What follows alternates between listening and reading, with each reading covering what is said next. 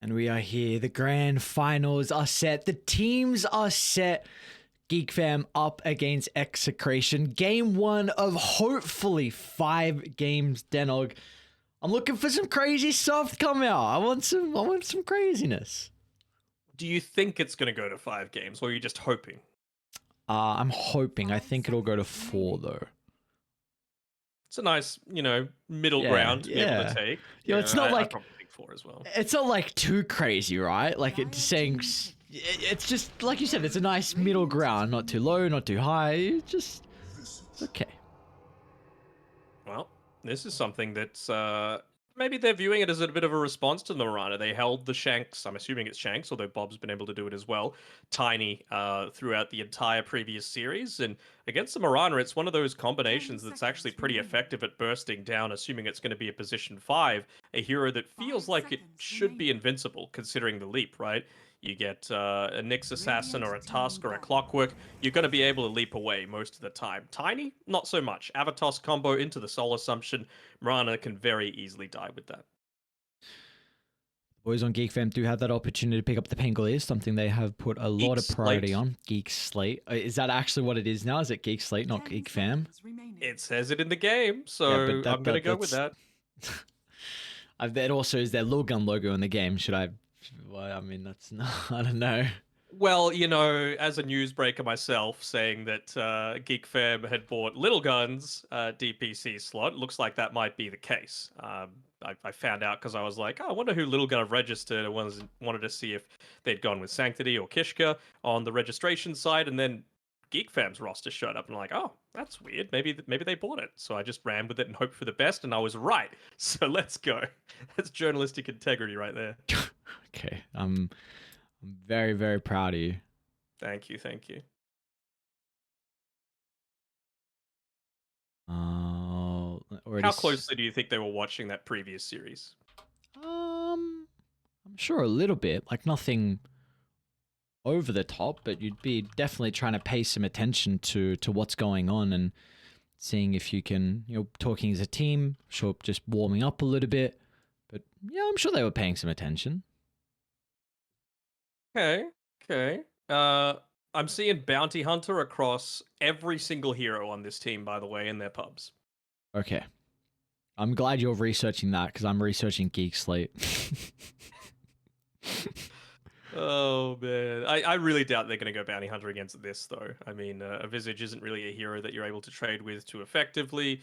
If they were to run it as a 5, again, they can run it any single position, so we'll see. We'll see what they opt to do, but I just don't think there's enough setup for kills as well. I think with a bounty, you want a reliable stun into burst damage, and I think they've only got one of the two. Bane's a pretty decent response though. It is. To Mr. Pangolier. A hero we haven't seen in quite some time. Previous iterations of Execration would always love to play it, but I guess the arrow can be nice to be able to cancel the fiendship pseudo thing. Nothing really crazy. We do get the Force Beastmaster, so this is now a bit of an issue though when you pick up the Bane, and kind of a big reason why GeekFam have gone for this response. You've got a bunch of summons just to run down the Bane. It's going to be a very, very strong lane to play with. Aurora into the arrow can be a great setup as well. Nightmare, not the greatest in this lane anymore at all. You're just going to be able to use the boar to be able to take it off whoever is the main target. You still do need to be mindful of the brain sap for sure, of how exactly you're going to be addressing that. The thing is, though, Execration are going to have their position 1 that's going to be able to face up into this. So I'm keen to see what they opt to go for. Like, is it something like a Monkey King that they're choosing? Is it a ranged hero? Well, they're going to take it away from them. The Monkey, as we're assuming position 1, very strong together with against the Visage. So ranged hero perhaps, just because you want to be able to stay away from the Wukong's command as much as possible. You want to make sure that you're able to hit the Rolling Thunder while it's patrolling through the team fight. Right now, no one else on the team can do that, and you just don't want to give it up for free. And even just a nice way to be able to trade against the Beastmaster. Feels like that's the avenue that I would be going down if I'm Execration. Does SF, you're speaking about range heroes, where does that kind of fit in overall? It's doable for me. I feel like you've got a little bit of save. You've got some decent control paired together with it. This will do too. It might mean now that he actually opts to go into the Whirling Axes instead of the Call of the Wild on the Beastmaster. And I mean, every time that we get to see Palos play his Nature's Prophet, I am a happy man. For people that weren't able to watch that game, Palace was like Multiple games now that he's done it as well. yes, but the one that we're kind of referring to in particular, at least that we saw in the group stage, was he was double the person that was in second place. It was like 25,000. Yeah, it was just absolutely stupid. It shouldn't be humanly possible, but Palace was able to do it, and it looks like a pretty. It looks like a decent Nature's Prophet game. There can be some issues as the game goes on. Like he can die when he's pushing out the map. The Pango to get on top of him with the Mirana follow-up. They can always hunt him down with the Hawk Vision, the Moonlight Shadow potentially. So I think a lot of it's going to come down to the support positioning just to block these attempts from GeekFam and also their warding in general as well. Just trying to see what they're actually looking to go for here. Execration are banning out these strong position 5s. Again, damage over time that's going to pair together with a Monkey King. I think they could even ban out like a Pos 5 Veno as a possibility. And for Geek Slate, they want to get rid of heroes that are going to have a good time against the Pangolier. So Sniper's already gone. Lena, it's been banned out just now as well. And the good thing for Execration is they're not going to fall into the same trap as what happened to Army Genius's last game. They didn't have any aura builders to be able to build a Wraith Pact against a heavy physical damage lineup. Execration absolutely do. Visage, fantastic pickup for him just on his own for the damage buff for the familiars and himself, but also you've got 3 cores that are going to be wanting to build into a more physical oriented style. So I'm liking this so far. Disruptor, it's just solid for the game. Again, the impact of it against the Nature's Prophet, being able to lock people in place, and again, the glimpse factor for the Monkey King lane feels quite nice. Don't hate this either. 5 Dawn, I'm assuming. Could be a 4 Dawn. Either stop the Treants or stop the Gravekeeper's Cloak. You could really throw it either way. What do we feel like Bob's going to be playing the Tiny? Are they going to put it as a 4? Like, what are we hoping Execration cover with this pick? Yeah, I think that's actually the exact way I would want to do it, and then I want to get a Nyx Assassin here for Execration. It's just a question of, do they feel like they need to counter this Dawnbreaker? Because they do have a good amount of physical damage. I think they need to orient a little bit more towards the magic side. And I also think that you need some sort of way to enable that earlier game scaling. So I feel like the Tiny would do a pretty decent job in the mid lane, but the issue is then you're freeing up the Mirana just to have a safe time in the safe lane. But like I was saying before, you don't know if Mirana's safe, you don't know if Mirana's 4. Who knows? We'll see what Execration are thinking. But I think Nyx Assassin shouldn't. Into a base, Bane yeah, Nyx with support? a Bane. Yeah, with a Bane. Yeah, I kind of hate that actually. All right, Wyvern. Give me the Wyvern. No, they got a Bane. No, still give me the Wyvern. Mid Wyvern. Let's go. A Bob Wyvern. Very interesting. I mean, against a Dawnbreaker and a Pangolier and heavy physical damage, seems pretty good to me. With no, like, they got pretty good catch. Nah, I still like it. See what the call is going to be for Execration, what route they want to go down. Still got a little bit of time left to be able to work out what this pick's going to be. What about a Husker?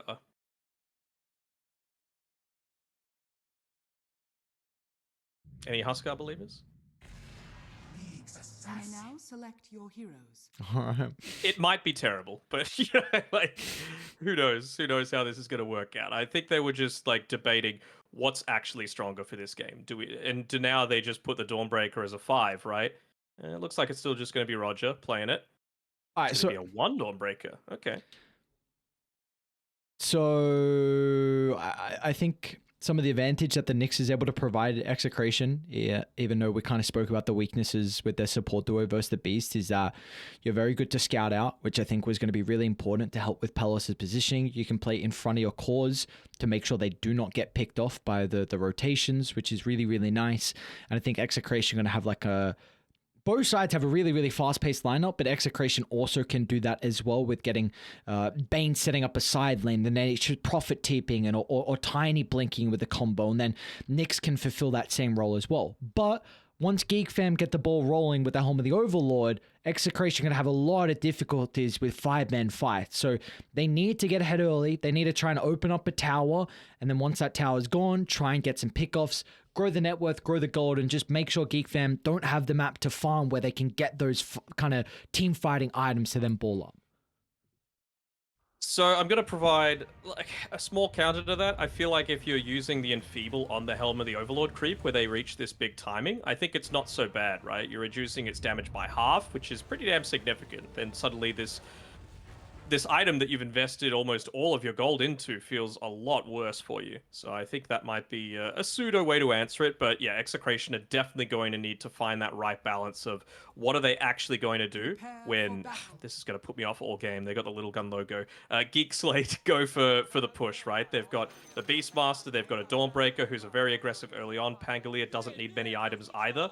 So how are they going to respond to that? Are they going to feel strong enough to fight into it? Or are they going to just look to try and find a trade with the Visage and the Nature's Prophet pushing out another lane? All right, you were right. We are going by Geek Slate. I checked Facebook. I checked Twitter. They didn't say anything about it. And then we both saw the in-game name. I didn't think their names would change to GS now. So I apologize for doubting you. Take my sincere apology. You should have learned by now, you know? It's okay. I'll accept your apology. I think, thank you. I appreciate it. You know, I'm a man of, I like lessons. I like learning. I made a mistake. We go by Geeks. It took you a while to pay up for our last bet, by the way. Eventually it came through. It took a lot of harassing. Harassing? Come on, I did it straight away. What are you trying to say? Just straight away, 2 months later. 2 months isn't that bad. I think it was a little bit longer. I think it could have been. I think I was generous. Yeah. I think it was a lot longer than 2 months. The way I am, very, very generous person. All right, bot lane. Bot Rune is being contested right now. Cox should be just fine. Although nice double stun. The 40% damage reduction is going to be enough though to enable Geek Slate to get a couple of those ones picked up nice and early. So talk to me a little bit about this Dawnbreaker getting put on the position 1, Schem playing it. What do we feel like the big reasoning is for them to kind of change the roles on some of their heroes? I think they just wanted something that was going to absolutely body this Visage, right? Because he is a big part of what's going to speed up the gameplay. And if you're able to get him a much slower level 6, then it means that when you're going for your eventual death ball, Execration don't have that ability to make the trades happen. They won't be able to try and equalize the game. Instead, they'll just have to take a loss, or they'll be forced to fight into something that should be disadvantageous for them, because they've got a lot of strong laners on Geek Slate right now. A side note, I'm currently watching a spider in my room with 5 flies in its web and doing some nasty stuff to them. Like spin in the web? Yeah, Jesus Christ. I hate Australia. Just break out the spray. Oh, God. I'm joking, by the way. Australia's not that bad. There's no spiders. Come down, everyone. Some Love the parts. place. Yeah, it's something a spider would say. Spider would say just to catch its prey off guard. Yeah. Everyone in chat are the flies that you're trying to lure into the web. It's a long trip down, but well worth it. Mm-hmm. We got this double range lane though against double melee, so Execration should be just fine on this top side. Really doesn't feel like Narman should ever be in a position to be able to make good use out of that Orb of Venom, to be honest. Although he's walked a little bit too far forward. Got to be careful not to make sure that's happening too often. And again, like, you really don't want to have these boars for the laning stage. It feels like Palos with his treants and the pure damage from the Brain Sap will be plenty to be able to deal with it there. Before we get too far into this game and this series as a whole as well, would we like to put some importance on one person in particular and one role? Because I was going to say I think this series will come down to the fours. I think Narman has been incredible so far for Geek Slate through their run, and Shanks when he's always looking good. It seems like Execration always in a good position. I'll agree with Narman, but I'm going to put it on Tino for Execration. You know, speaking of Tino, he's actually getting dived at level 2 here, but nice stun coming through from Shanks. That's why I said he was going to be the most influential. Tino, another round of the Soul Assumption. Might actually turn to Schem. Cautious here with the Dawnbreaker, but it's going to be okay for the moment. There's a lot of mana expended now for Tino, and raindrops are up in a mid arrow. Oh, he ran into it! The arrow. Oh, Roger. Okay. Swash. Oh, they actually land on that last little connection. Nicely done, nicely done. I mean, this is why they gave the Dawnbreaker that position 1 priority, making sure that, you know, you've got one of the strongest laners just able to completely dumpster this Visage in the lane, and well, he's going to make sure to come back with as much regen as possible. Really not too much that you can do against the Dawn, and she's just going to get even stronger. I believe that's no Soul Ring, just going into the Magic Wand for right now on Schem. I have to wonder about him completing the full wand as well. It's a trend that I've really seen with, you know, Tundra and a lot of the other top teams, is that it's not like he's using that item slot for anything else. So could you be better served using that extra 150 gold for something that's actually going to do something, you know? Are we also going back to Roger? Considering it was Roger before, and I would say anything that is now official in game with their kind of team name in front of it is kind of what they want. That's what I would. Just Rog. Just stick with Rog. Rog. You can never be wrong. Old mate Rog. Old mate Rog. No Roger? Okay. Old mate Rog. Roger. Roger, mate. Roger. Good one. Up, down, bro. What do you mean? Do you want me hyper? I just took a couple scoops. I knew you did. there was no reason for you to be this enthusiastic. Also, let's emphasize that it was pre-workout, completely legal stuff. Okay.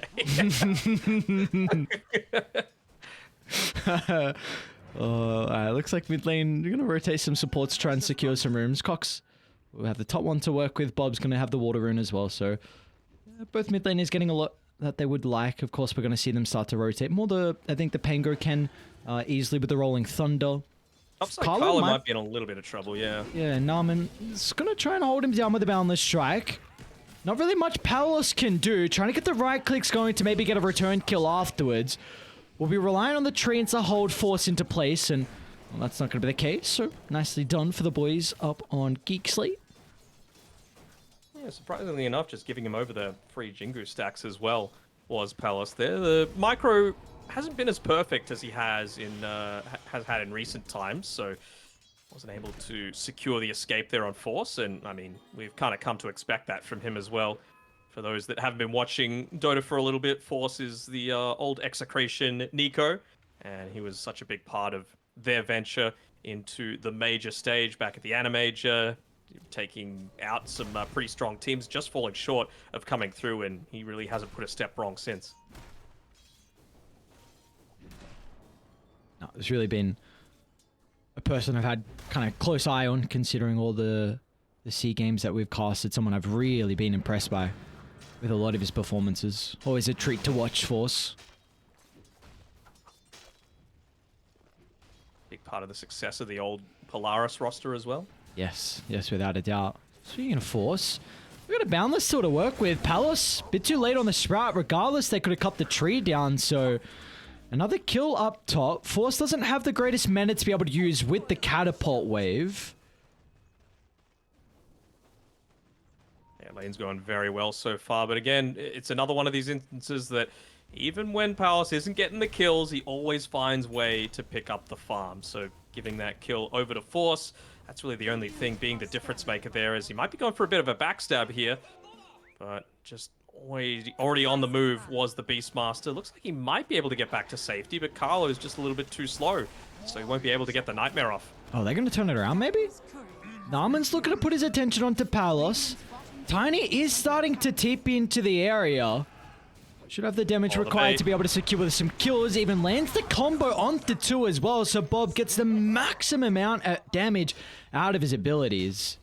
Nicely done, nicely done. Cox as well had the lane shoved all the way in underneath his tower, so he had to find a way to be able to deal with that, and he has done it fairly well, pushing it back, denying about half the lane. But I really don't think... Oh, Oh, actually, Bob nice. gets the toss mid-air.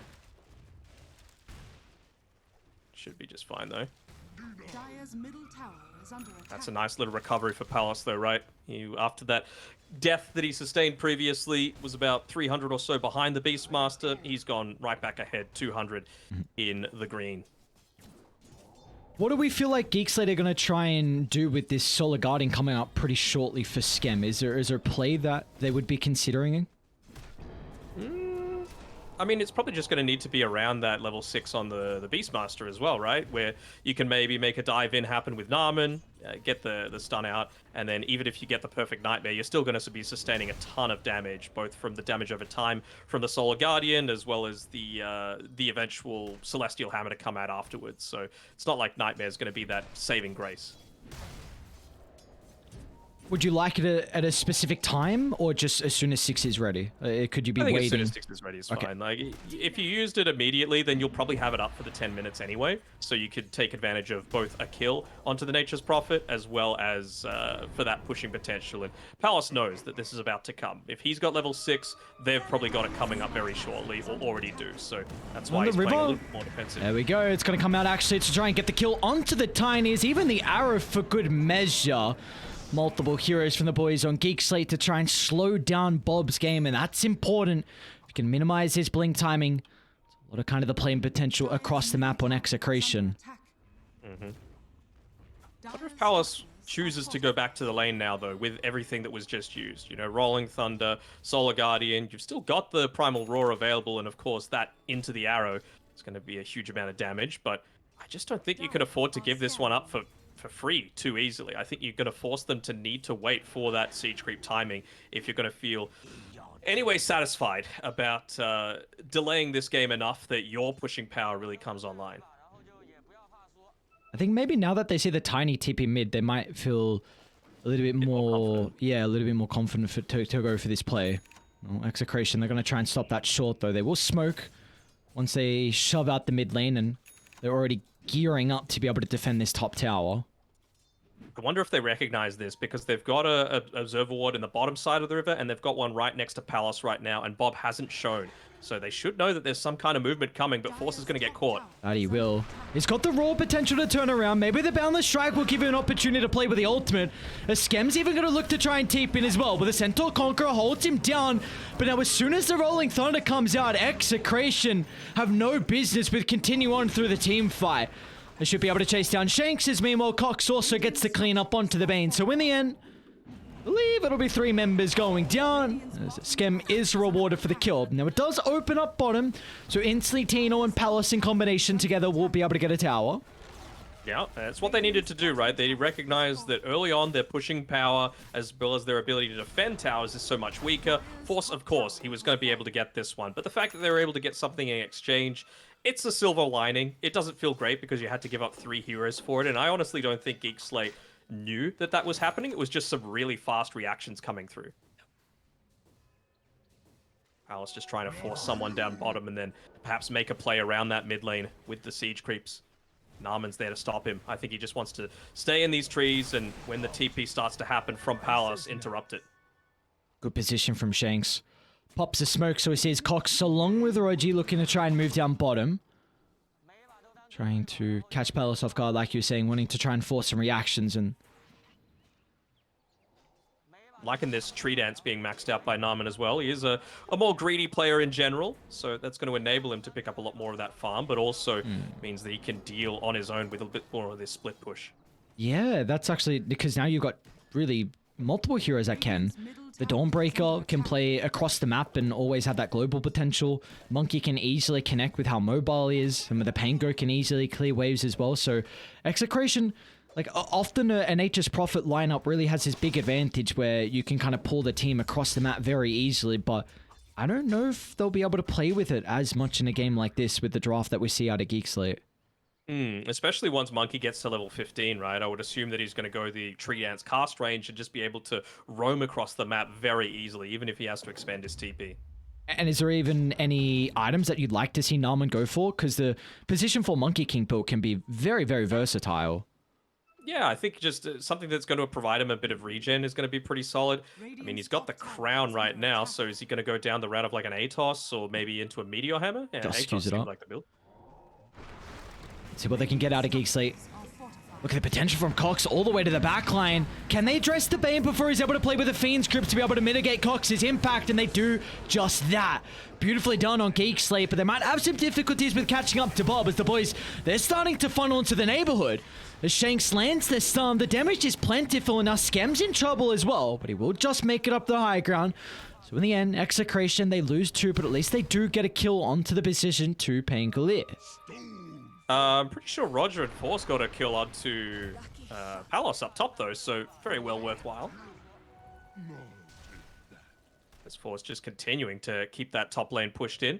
He's not going down the route of the Wraith Pact, choosing to go into the Helm of the Overlord as a priority. Completely understandable. Again, I feel like the Bane, once he reaches the level 8, which should be around a similar timing, will be able to mitigate it somewhat. As Bob, will he be able to get this connection? Looks like he will, so gonna slow... Oh, okay, if Carlo sniped that, that would have been... Oof. Yeah, I was looking at that. I'm like, surely he didn't just snipe the goddamn kill, but at least Bob's going to be able to... Oh. Okay, never mind. Won't be able to get that. Okay, we'll get a lot of mana used for it, however, but Bob is getting closer and closer towards the blink, which is incredibly important.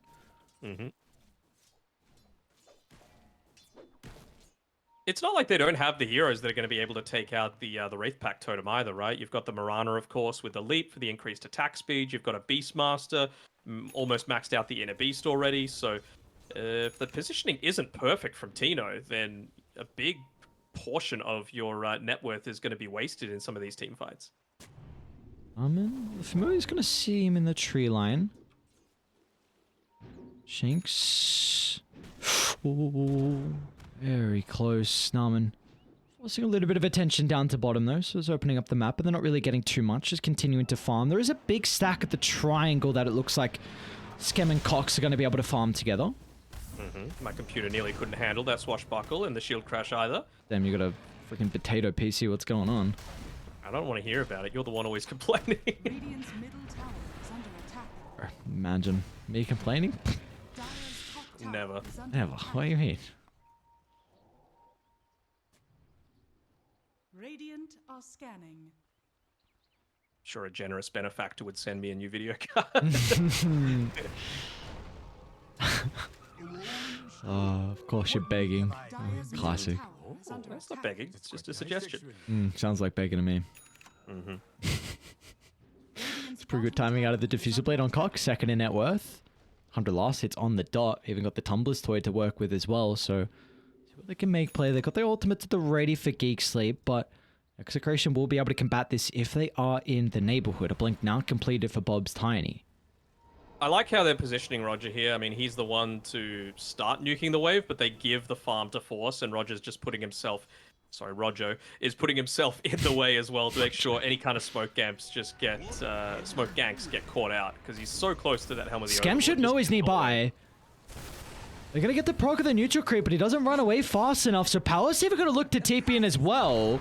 Radiant's middle tower But look at the reinforce. This is way too deep. Oh no! They haven't been able to connect on the kill, and now all the boys show up. Bob should be able to get away. It's nighttime, so Bob's going to have that little bit of an advantage so that he's not going to get caught out, but Carlo might not be so lucky. Gets rid of the nightmares. Still going to turn it around. Solar Garden can stop that one short, so you saw Bob was sitting on the right side, but he's under vision now, so he's going to be cautious. They're going to look to jump Might on still this get now. caught. That he will. He was waiting on the side and never found an opportunity, and well, in the end, that'll cost him his life. Yeah, and they've got that Helm of the Overlord creep, they've Oh. got the Siege creep, they've got a huge wave in mid. And again, Bane, Nyx, Visage, horrible at being able to deal with it. So for now, they're just going to let the wave push in itself. Well, speaking about the Visage, Tino might be getting dived under the T1 tower. This is going to start to get out of control really fast.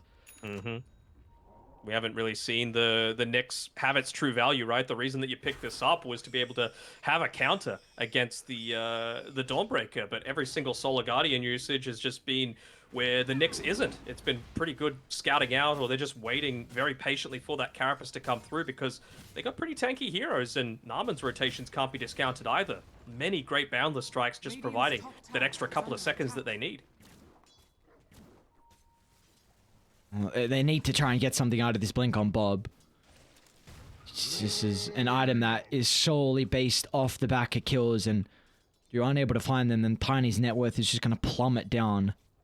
They can see Shanks as well, just sitting at the top of this stairs in the mid lane, inside the Vendetta, so they're not going to let him just bait out a movement. Are they going to go for this? Cox?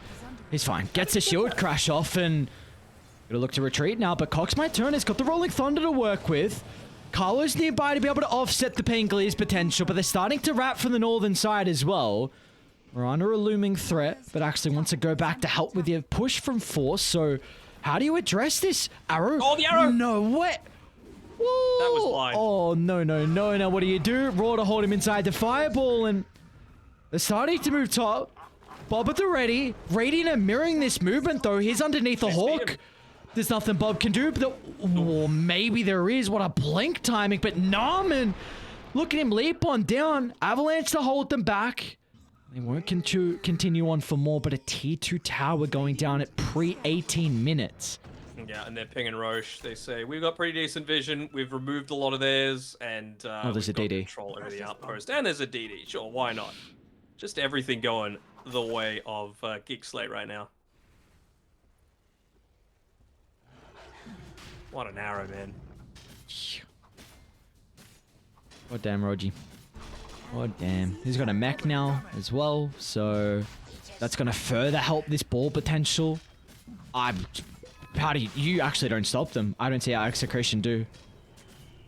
Yeah, you're gonna have to try and make a full wraparound happen, right? Because this Geek Slate roster is too coordinated. They're not going to allow you to just find someone on their own. Should be able to get a pretty easy pick off and look to get out with their own lives as well. So at least they get something. And meanwhile, this is opening up Palace to try and push. And they're actually going to look to try and smoke on Execration. So maybe intercepting the movements from Geek Slate all the way to bottom, where they do have Palace continuing to push at the moment. Carlo can drop the ward behind the tower to give them some information to work with. They're going to see Cox. He does have the ages though, so not the easiest play, and the smoke's gonna pop instantly. A Fiend's Grip stops short thanks to the arrow, but look at the combination. Shanks lands the stun onto multiple heroes, but now with the Solar Guardian, they need to disperse. They should be able to kite this at the moment, but Bob, he won't have the capability to do so. So they'll kill off the Tiny, and now Cox can U-turn easily to catch up to Carlo as well, as Geek Slate find multiple members. It's just so deep once again, right? Like, you're playing next to a tier 1 tower, and you were very patient as well on Skem, waiting until that Spike Carapace was absolutely used, complete understanding, instantly joins the fight after that, while also pushing out a lane. Forces a more defensive movement from Execration, even after a lost team fight. So, they're just pulling them around on a string right now, making them go wherever they want to. Bottom lane, they saw Shanks TP in. Tino's stuck in the tree line as well. The Execration feel like they can fight this. They're starting to bring more members down. Narman falling lower and lower, but a mechanism buys him some time to get the Boundless off. And now Shanks, he's in trouble too, or maybe it's Palace that they want to try and target instead. The Nature's Prophet showed up for the fight. Bob as well as him with a combo. Okay, decent avalanche tosses. Skem chain control for the Familiars, but Skem tries to get the combo off. Will turn to Tino into the tree line. Palace is going to buy back. This is a must-fight victory here for the Arrow. Holds Palos short. Roger into the tree lane will leap away, but Palos will easily secure the kill. And now they'll turn to Force next. But Aurora buys him some movement speed. Force going to try and scurry out to the northern side, but we blink up in a couple of seconds. It will not look like Force is going to escape, as in the end, a heavy investment out of the buyback on Palace, but they will come out on top. Yeah, come out with a triple kill. Well worth it if it's going to bring him closer towards that BKB for himself, because you just saw how instantly they were able to turn on him in the middle of these team fights. This is why I was wanting that ranged hero. What's up? Our voice just, Force, I should say, just all chatted, so come on, get the translate up. Come on. I'm just gonna say that was a really nice grip. I'm sure that's what it says. The seeds of thought. Should I all track translation, please? No. Oh. Oh. Armin? Unhinged. Palace can't really help out too much. Tino actually starting to TP in again. Let's see if they can take the fight. Tino's pretty taken with the goddamn Wraith Pact. Elos, that's priority number one. If they can try and catch him out, he did buy back prior, but Execration, they're ready. Bob's in. A little bit too late on Shanks' stun, and Rogi will get the leap away. Doesn't have another one for another 5 or so seconds, but it's like he might just be able to make that escape happen. They might have even seen this Observer Ward go down, but well, maybe not. They realized that Execration have hit this timing where they're wanting to get super aggressive around that Wraith Pact. Drums to come up very shortly, nearly the BKB for Palos, so they've weathered the storm, Execration, and starting to bring it back. That they have indeed. Palos, such an aggressive TP. Even pre-BKB, Bob, very close. glyph. Okay. So, tier 2. It was a 9,000 net worth lead at one stage, and now it's going to be cut down to 4,000. So, very impressed on Execration. Can 13 on Tino. He's resummoned the familiars, so they've got the boosted up damage. I mean, this is the drums. I believe, yeah, Blink Dagger on Shanks, Echo Saber on Bob. They've got plenty. They can even look to converge easily in onto this tier 1 tower afterwards. There's nothing really stopping them. Tino might just do it with the Treants on its own. No backdoor. You're not going to glyph for this. They will try and smoke down regardless and take the fight on Geek Slate. I don't know if that's They the best smoked under option. a Hawk. And Cox is already preemptively using the Rolling Thunder, but Bob, a blink out along with Shanks as well. Great retreat coming out from Execration. What do they want to do now knowing the Rolling Thunder's on cooldown? A little bit awkward that they did just smoke.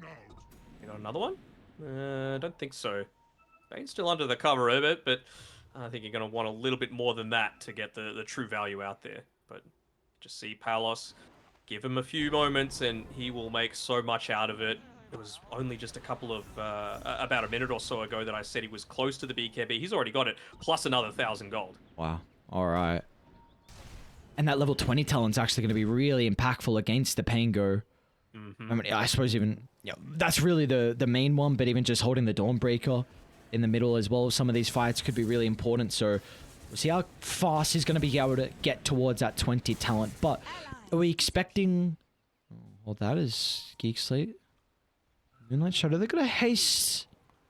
I think that was scouted out, though. They were just standing next to a creep wave while it was being popped, so you should be able to play a little bit more defensively. Palos should know that This he's only Hawk is got giving about them a another lot of 10 information. They're going to see Bob and Tino. Nice reactions with the blink away. Again, just getting out. I think there's a ward there. I don't know if they had they didn't have a sentry. I don't know, actually. I'm not quite sure. But Execration, like you said, weathering the storm and continuing to get a lot of farm across the map. And can we see the momentum continue on their side, though? Is there something that maybe the boys on Geek Slate are going to pick up shortly that can kind of stop the confidence that is building on Dai's side? Nothing massive, to be honest, right? Like, again, there's no one that has or is even remotely close to getting into a 4-star either. So once you hit that level 20 on Palos, they're just not going to have a response to it. You're going to be able to hold someone like the Pango in place with nothing you can do about it.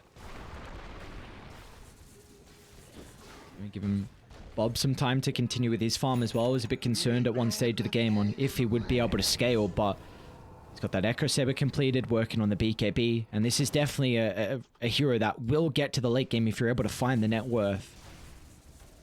Oh yeah, Tiny always has that impact there.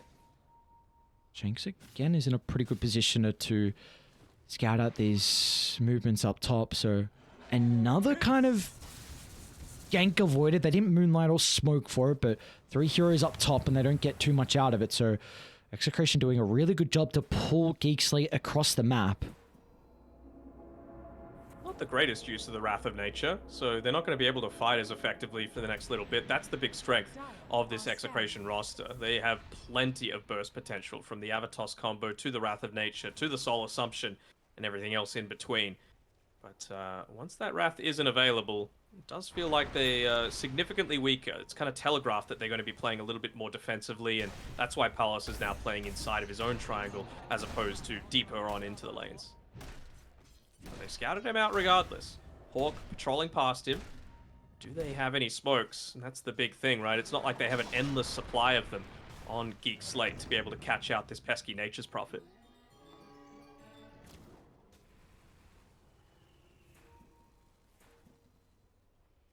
Do you have that endless supply of the Moonlight Shadow though, and Roger was kind of pump faking it, so it does look like they're considering about gearing up for a fight. That BKB, yeah, they're good to go. Again, it does get scouted out. This Observer Ward mid lane. So aware of this on Execration. Let's see what the call is going to be. They're going to retreat underneath the ward inside the lane. Oh, uh-oh, this is not good at all. Oh, this is really not good. Shanks, it's going to be up to him to pop the smoke, and hopefully they can get out fast enough with the reactions. But Cox, he's already charging up the Rolling Thunder. Tina will lay down the Wraith Pact. They're going to try and put all their attention over towards the Visage at the moment, but the Aghanim Shard will buy him enough time. Meanwhile, to the left side, though, Scam is just able to get the ultimate off, so he's alive for the moment. Force is even going to look to try and get on top of Palace, as well as there's nothing the Nature's Prophet can do when Geek Slate swarm towards his location. And now Execration, though, they're still in the numbers nearby. Bob, he's ready to jump. Just waiting for the opening, though. Hasn't seen one just yet. And now Tino, he's kind of walked a little bit too far forward. They're slowly starting to poke him down, but Geek Slate will not continue to commit. The arrow almost connects on Carlo, but not the case. So in the end, a 1-for-1. That is the dieback as well onto Palace's Nature's Prophet. I love the fact that he's using the Rolling Thunder so aggressively on Cox as well. He knows that he's got that Lincoln Sphere. Previously, in that lost team fight in mid, he was the main target of it, but Carlo had no choice. He had to turn around, try and get the Fiend's Grip off onto Scam to get the kill, but it just wasn't enough. And so, as a result, the dieback being expended from Palos, a lot of time off the map, and, well, luckily for Geek Slate, Roshan's already up. Is this a lineup that really revolves around second roast though on Geek Slate? Can they scale into the late game, or do they kind of have to take firm control and end it with this second one? I think you would be wanting to end this game with a second Roche for sure. I mean, the Aghanim Shard feels kind of nice for the Beastmaster or the Pangolier. Both of them perfectly fine users of it. So Cox is just going to be able to negate the Enfeeble, for example, to be able to get out of the Gleipnir if he gets caught out of position. So there's some value there for sure. At Shadow, they're going to see Carlo. Execration, what do you want to do with this information now? Bob once again waiting the wings, but he doesn't actually get the combo onto Narman. So Geek Slate will be able to react. It comes through in the form of the Rolling Thunder, though, so it is now on cooldown. Solar Guard into the middle. Won't be able to cancel it, though. Scam popped the BKB early on to try and play with that ultimate. Bob's going to try and toss Shanks away. Execration continuing to retreat. When is ever an opening for Palace to join? It looks like there won't be with now Bob getting caught out. Wukongs gives them control, and there's no hope of Execration to take the fight. As Rogi, he's already looking for more. Giving them the vision inside the jungle. Finally, they're going to look to try and TP down. They're going to be cautious, so as soon as Palos shows, they might look to turn to the Nature's Prophet, but they're going to avoid him. They'll close the distance onto Tino to secure the kill. Execration, land is stun onto 2. Palos, hoping to pray now with the BKB, trying to man-fight Cox. He'll use the BKB to TP out, but he won't be able to make it. The damage from Scam, thanks to the death, so he's able to go through the magic immunity. Now Geek Slate, they can go high ground. They can indeed, and they even use the glyph there as well, just to try and get that multi-shot onto people while we were trying to dive underneath that tier 2, but it really wasn't all that effective. Ended up hitting onto one hero as well at the same time. Look at this, they've got the AC at the exact same time that you've got many heroes on Execration unavailable for the defense. Carlo? You're gonna go for this? Yeah, why not? Bob, not really gonna be able to do too much. In fact, he might give over his own life. A BKB forced out. No way they can hold Scam in now. Cox, there might be an opening. They know the BKB is soon to expire, so they're going to put all their attention to try and deal with Bob. But it's a beautiful nightmare, though. Bob still is alive, trying to slip into the right side, but he won't be able to. And Atos holds him short, and now they're looking for more as well. Execration don't have the numbers. It's Geek Sleep. Just turn their home into their own territory. As now with the base soon to fall. And they might go for tier 4s. That's the case. Why not? Level 20 Beastmaster, they got plenty of attack damage, they got plenty of minus armor. They have one last glyph here, but that's going to be all that they've got to be able to take the rest of this game. Even 2.5 minutes left on the Aegis as well. So what a great cohesion in these team fights coming out from Geekslate, just punishing the fact that you have 3 heroes that are horrible at defending against this push. And Alright, don't hit the arrow. Shank's going to be in a lot of damage onto Tino. But a boundless strike again from Narman onto 2. And now there's nothing they can do. It's up to Palace against the world. Bob's back alive in a couple of seconds. Gonna be cautious about a toss back inside the base. Bob's gonna get the combo off onto multiple heroes, but Skem's still alive, and regardless, they're gonna turn to deal with the buildings instead. Throne's falling too fast for them to handle, and game 1 will go the way of Geekslate. yeah, I understand the justification for the next pick, but it just never got off, right? Skem was way too patient. They were way too tanky. They were able to withstand the damage without even needing the Solar Guardian because they picked heroes that were a little bit more capable of their own survival. You know, Pango can always get away, has the damage reduction, has the spell immunity through the Rolling Thunder, went into the Linked Sphere early on. Mirana has leaps, Monkey King, Mischief. He never got caught by stuns, it felt like, on Namanin, and when he was, it was intentional. He wanted the team to go in onto him so that you could just be that little bit extra patient and always have the value, and there was no value, it felt, that they got out of Shanks playing on the Nyx Assassin. Again, nothing even that he could have done about it. It was just a draft issue for mine, and well, Geek Slate played it to perfection. Yeah, that they did indeed, and we did see there was some stage where the momentum was starting to build for Execration, but it just felt a lot of the fights and the coordination from Geek Slate, importantly, just who they were trying to target down. And I think a lot of this does come off the back of the vision that we were speaking about. You've got the Boars to push out the lanes, and even just the Hawks to scout out, the Moonlight Shadow to get you into the middle. Narman. Yep, Narman as well. Narman was incredible, and I'm always a really big fan of the Monkey King 4. We saw multiple boundless strikes onto multiple heroes, I should say, and it was just a big reason of why they're able to get favorable team fights in the end, take that game. Yeah, and just his choice as well to go those early points of the Primal Spring, right? It was the first thing that he maxed out just because he felt like, look, my team's going to be farming. We don't need the Boundless Strike right now. We don't need those early things. We just need to wait until we get into the Helm of the Overlord, BKB on Skem, and then we're good. You know, Linked Sphere on the Pango as well. So just try and stall out the game. Don't lose too much of the map. Help influence the lanes to make sure that my cores aren't dying. And then as soon as that stage of the game was done, went into the Boundless, influenced the team fights, bought a gem eventually as well, just so that with the leaping around the map, he was able to get some solid D-wards off. Really solid performance from Narman, and well, he was one of the players that we said we had to watch when it came down to the outcome of this series. Yep, and he proves us right in that regard with Narman's performance and Geek Slate as a whole. Going to be able to take game 1 in the best of 5 for the grand finals. What can Execration do to try and tie up the series? We'll find out after a short break.